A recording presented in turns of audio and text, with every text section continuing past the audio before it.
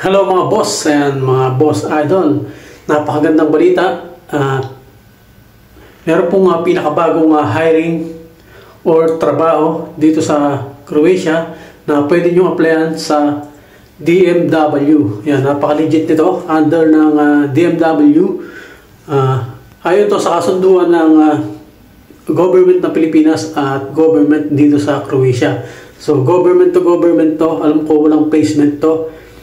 At siguradong legit, 100% siguradong legit to. Napakaraming trabaho, 400 plus na trabaho. Merong cook, housekeeping, waiter, ayan, na pwede nyo applyan. At ito yung sa DMW, mga idol, mga boss idol, ano? Under ng DMW, 400 plus na trabaho kailangan dito sa Croatia. Ang kagandahan dito ay government to government. So, ang deadline po ng submission ay hanggang September 24. At nandito rin yung link. Check nyo lang sa DMW.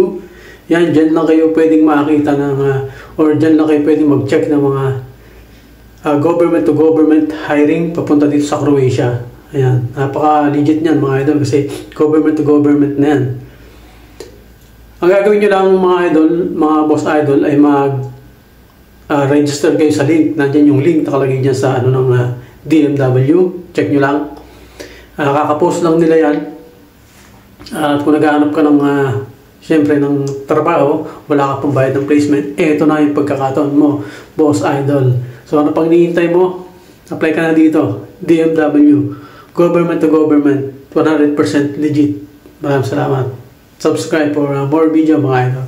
Mga boss idol.